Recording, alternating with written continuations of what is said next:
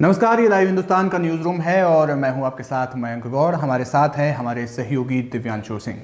गजा को लेकर के हाल फिलहाल में बहुत कुछ देखने को मिला है। पहले तो हमास को लेकर के बातचीत होती है, उसके बाद कतर पर हमला करने के बाद नेतन्याहू की माफ़ी, और अब जो है नेतन्याहू वॉशिंगटन होकर आ चुके हैं। उन्होंने ओवल ऑफिस में डोनाल्ड ट्रंप से मुलाकात की और इस दौरान डोनाल्ड ट्रंप जो है वो गजा में शांति प्रस्ताव के नाम पर 20 सूत्रीय जो है कुछ मांगे लेकर के आए हैं और उन्होंने ये कहा कि अगर इन 20 सूत्रीय जो मांगे हैं उनको मान लिया जाए तो इजराइल और हमास के बीच ये जो युद्ध हो रहा है और 2 सालों से गजा में जो कत्ल गारत चल रही है वो खत्म हो जाएगी। और इसके साथ साथ में लेकिन आपको ये बता दें कि कतर ने इन मांगों को लेकर के सख्त आपत्ति जताई है। तो क्या है ये पूरा मामला, इसको लेकर के पूरा विस्तार से चर्चा करेंगे। हमारे साथ है दिव्यांशु सिंह। दिव्यांशु, सबसे पहले तो ये बताइए कि ट्रंप का ये जो प्रस्ताव है इस पर आपकी पहली प्रतिक्रिया।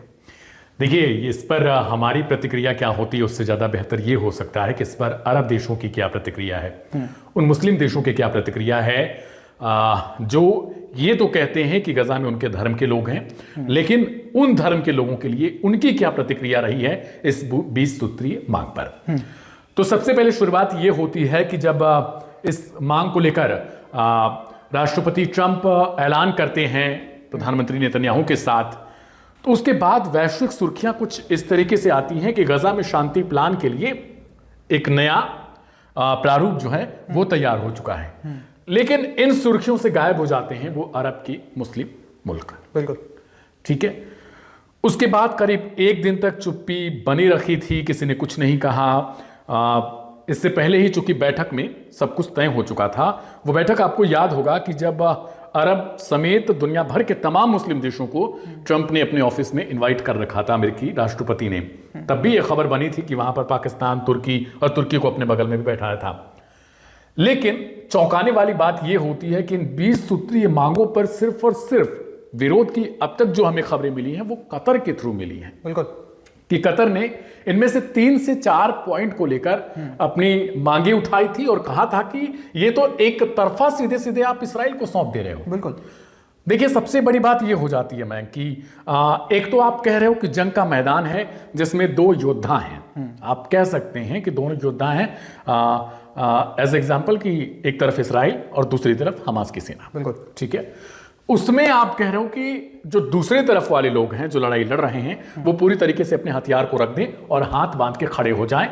ठीक है। और तब हम कहेंगे कि ये शांति प्रस्ताव है। ये कैसे हो सकता है? इस पर सबसे पहले लाइव हिंदुस्तान पर जब हम लोगों ने रिपोर्ट दिखाई तब भी हमने कहा कि क्या ये हमास मान सकता है जिसमें साफ तौर पर यह कह दिया जाए कि हमास को अपने शस्त्रों को छोड़ देना चाहिए, वो मिस्र को सौंप दे, बाकी हमास के जो लोग हैं वो जो नई एक तरीके से प्रतीकात्मक तौर पर सत्ता बनेगी गजा की, उसमें हमास का कोई रोल नहीं रहने वाला है। जाहिर तौर पर यह कहा जा सकता है कि वो इजराइल और अमेरिकी समर्थित ही होंगे। कुछ अरब देशों को भी उसमें दिया जाएगा। वो अरब देश शामिल होंगे जो पूरी तरीके से अमेरिका के हिमायत हैं, बिल्कुल, या अमेरिका की भक्ति करते हैं। आप इसको ऐसे नहीं कह सकते हैं कि वो अमेरिका के खिलाफ एक लफ्ज नहीं बोल पाते। कतर की तरफ से इसको लेकर जब मुद्दा उठाया गया तो उसको भी शांत कराने के लिए हमने रिपोर्ट दी है कि अब एक अमेरिका ने प्रस्ताव भी कर लिया है, जैसा कि आपने शुरुआत में जिक्र किया, और वह है कि एक तरीके का डिफेंस डील है।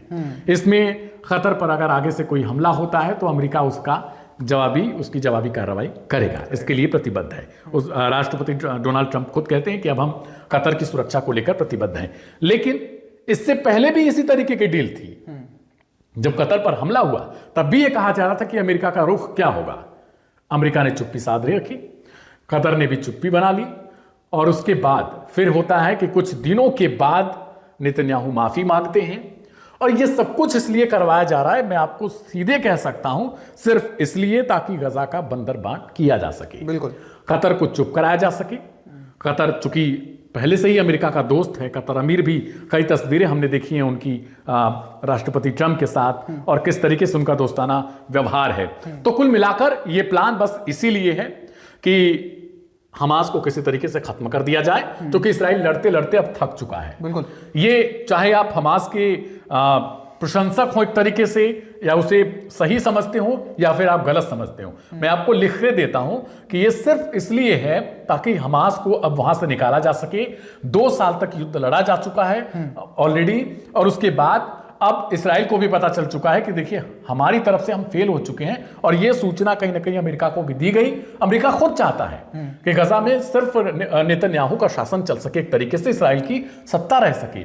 और मिला जुलाकर उन्होंने, चूंकि इससे पहले भी एक तरीके से ये भी उन्होंने इच्छा रखी थी, लाइव हिंदुस्तान पर भी वो रिपोर्ट थी कि अमेरिकी राष्ट्रपति ट्रंप ने कहा कि नेतन्याहू कब्जा करेंगे और उसके बाद अमेरिका को ऑफर कर देंगे और हम वहां पर कंस्ट्रक्शन का काम करेंगे, बिजली देंगे, नए फ्लैट्स बनाएंगे, डेवलप का काम करेंगे, कुछ अरब देशों को भी शामिल करेंगे। तो ये सब पहले से पूरा प्लान रह चुका है। इसके बाद ये शांति प्रस्ताव एक तरीके से उसी का एक अंश मान सकते हैं। अब दिलचस्पी होगा कि कतर क्या कहेगा इस पर। बिल्कुल, और आपको पहले जरा हम आपको बता दें कि कतर ने इस पर आपत्ति जताई है और इसके पीछे कारण भी है, क्योंकि बहुत सारे जो मुस्लिम ममालिक हैं उन्होंने इसमें जो ट्रंप की जो योजना है उसका समर्थन किया है, जिसमें सऊदी अरब, जॉर्डन, मिस्र, पाकिस्तान और तमाम अन्य मुस्लिम देश इसमें शामिल हैं। लेकिन कतर का इसमें यह कहना है कि एक तरह से इसमें फिलिस्तीनियों के हितों का कोई भी ख्याल नहीं रखा गया है।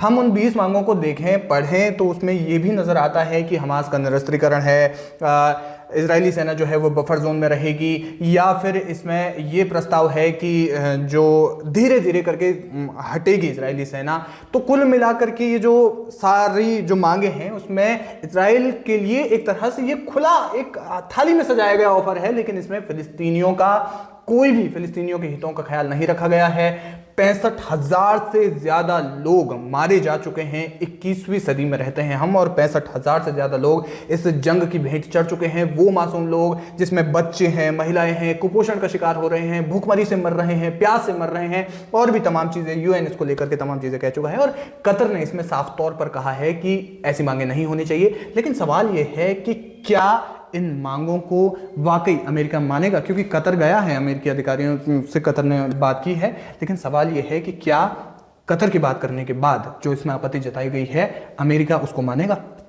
देखिए, अमेरिका कितना मानेगा, उससे पहले ही मैंने आपको बताया कि अमेरिका की तरफ से ऑलरेडी एक लॉलीपॉप दे दिया गया है कि देखिए अब आप पर कोई हमला होता है तो हम बचाने के लिए तैयार हैं, हम जवाबी कार्रवाई करेंगे। और अगर हम ये क्यों कहें, क्योंकि मिडिल ईस्ट के जो जानकार हैं उनकी तरफ से भी ये कहा जा रहा है कहीं ना कहीं कि देखिए कतर के दोहा पर हमला होना ये कोई अचानक से नहीं हुआ है, ये सब कुछ पहले से तय था। ये उन अरब देशों को भी एक तरीके से ये दिखाया गया कि देखो इस्राइल तुम पर भी हमला कर सकता है, तो बचाने के लिए कौन होगा?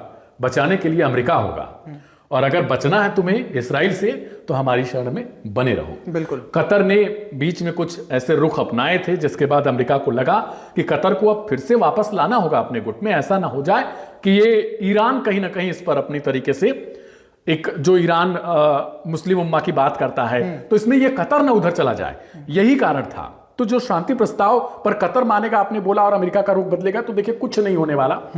अरब देश वो पहले ही अमेरिका के हिमायती हैं, वो अमेरिका के दोस्त हैं, वो ऐसा कुछ भी नहीं करने वाले। पाकिस्तान का आपने जिक्र किया, उसमें भी मैं ये कह सकता हूं कि पाकिस्तान को अमेरिका कुछ मानता नहीं है। बिल्कुल ना पाकिस्तान की इतनी औकात है, पहली चीज।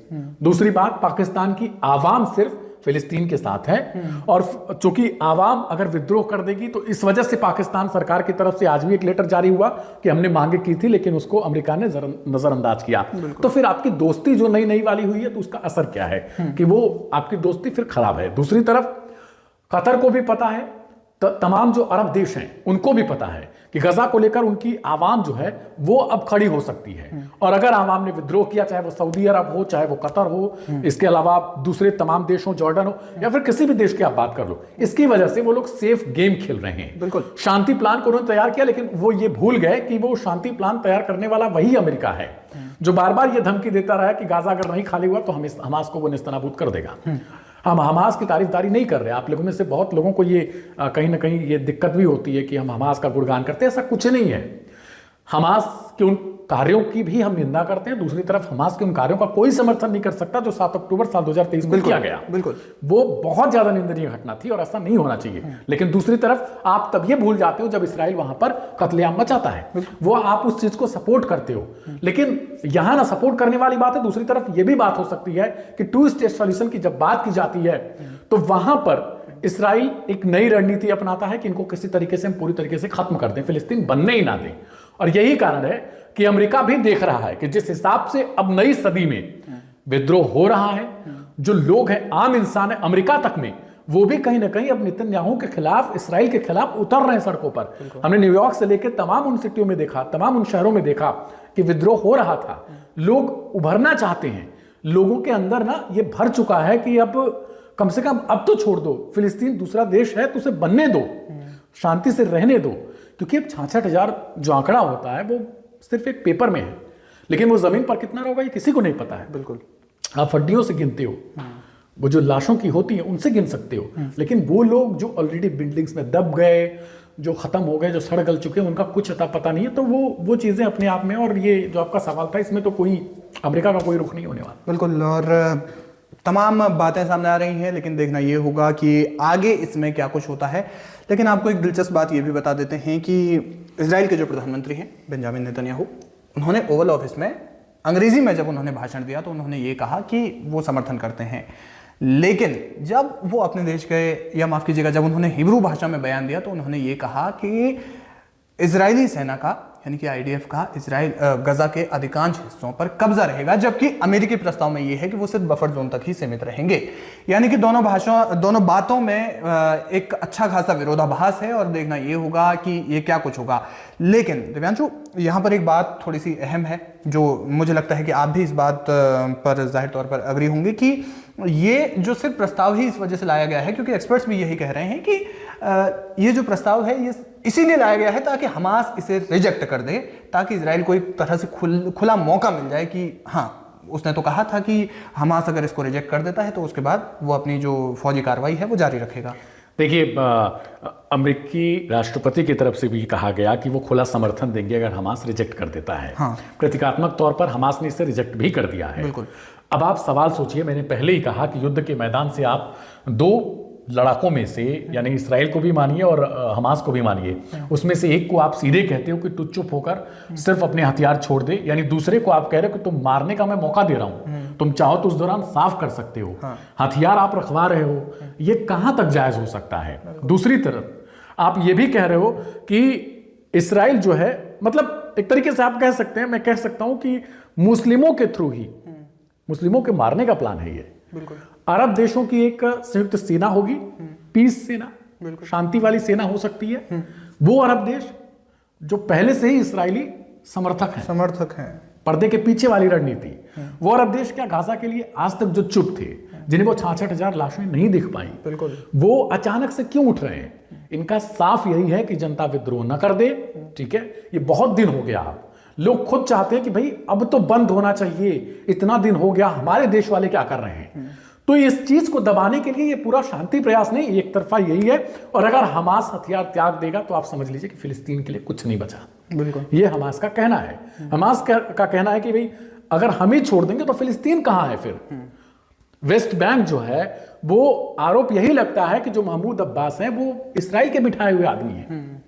तो वेस्ट बैंक को तो ऑलरेडी जिम्मा इसराइल के पास है, बचा हुआ गाजा है जहां पर इसराइल का कुछ चल नहीं पाता, उसमें भी कुछ हद तक उसने कब्जा कर लिया है। बफर जोन की जिसकी बात की आपने, वो तो पहले से समझ लीजिए उसका उसने कब्जा कर रखा है। उसके आगे भी जो लाइनें बताई जा रही हैं, उन लाइनों पर भी इसराइल का कुछ हद तक कब्जा ऑलरेडी है। तो प्रधानमंत्री बेंजामिन नेतन्याहू का यही कहना है, हमास के जाने के बाद शांति के जो सूत्री मांगे भी सूत्री, उस प्रारूप में कहा गया है कि सेना जो है वो रहेगी, धीरे धीरे हटेगी। हमास को इकट्ठा हटा देंगे, आप साफ कर देंगे तुरंत। उसके बाद अगर सेना नहीं हटी तो क्या प्लान है वो नहीं पता। बिल्कुल, वही कतर पूछना चाहता है कि भाई आप तो हमास को पहले ही कहते हो कि तुम डंडा रख दो अपना, आप तुम एकदम खड़े हो जाओ, एकदम सावधानी से खड़े हो जाओ, इसराइल वाले तुमको निकाल देंगे। और उसके बाद इसराइल वाले अगर नहीं निकलते हैं, वो अत्याचार करेंगे, तब कौन बचाने आएगा? कोई प्लान नहीं है। ठीक है, तो ये एक तरीके से यही है कि सबको मिला जुला के हमास वालों को पकड़ो, उठा के रख दो कहीं और।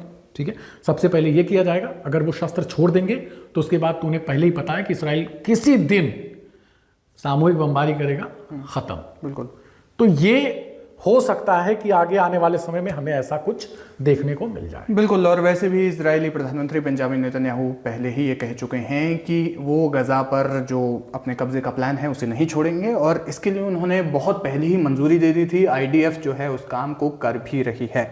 कतर की क्या मांगे हैं और कतर ने किन बातों को लेकर के, इस प्रस्ताव की किन बातों को लेकर के आपत्ति जताई है, उस पर लाइव हिंदुस्तान ने विस्तार से एक रिपोर्ट बनाई हुई है।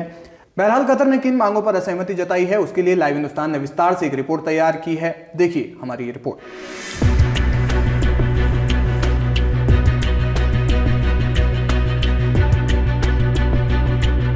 गजा में चल रही जंग को लेकर अमेरिका अब भारी दबाव में है और कोशिश कर रहा है कि किसी तरह से अब ये युद्ध खत्म हो जाए।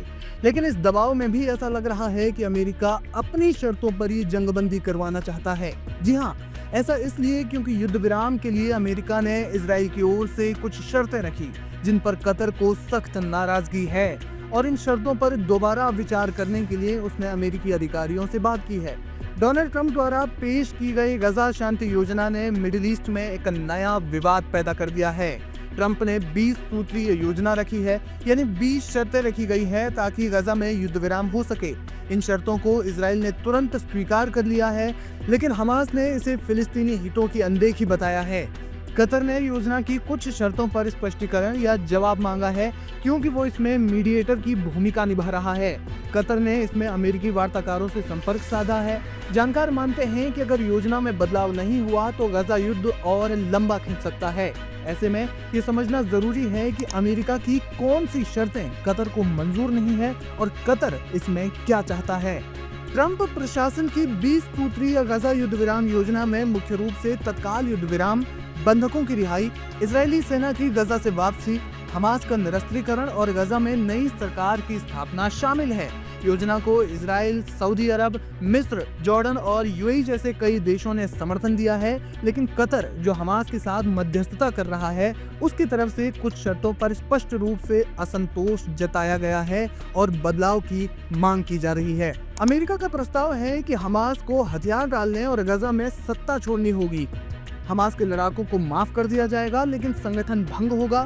गजा में एक अस्थायी नई सरकार बनेगी। वहीं अमेरिका का ये भी प्रस्ताव है कि गजा से इजरायली सेना की पूर्ण वापसी नहीं होगी लेकिन चरणबद्ध वापसी होगी, यानी 60 दिनों में प्रारंभिक युद्ध विराम होगा, उसके बाद फिर वार्ता होगी।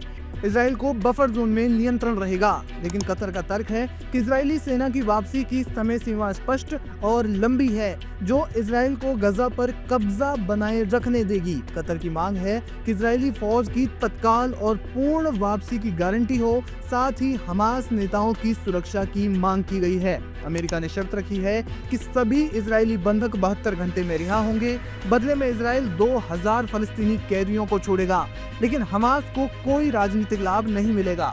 इसके जवाब में कतर का कहना है कि ट्रंप की योजना में युद्ध समाप्ति की गारंटी नहीं है, जो हमास के लिए आत्मसमर्पण जैसी है। कतर की मांग है कि बंधक वापसी के साथ स्थायी युद्ध विराम और मानवीय सहायता को तुरंत बढ़ाया जाए। अंतर्राष्ट्रीय समुदाय इस मामले पर अपनी नजर बनाए हुए है। गजा में जल्द से जल्द युद्ध विराम बहुत जरूरी हो गया है। 2 साल से चल रही इस जंग में अब तक 65,000 से ज्यादा लोग मारे जा चुके हैं। मानवीय संकट अपने चरम पर है और रोज दर्जनों हमले गजा में हो रहे हैं।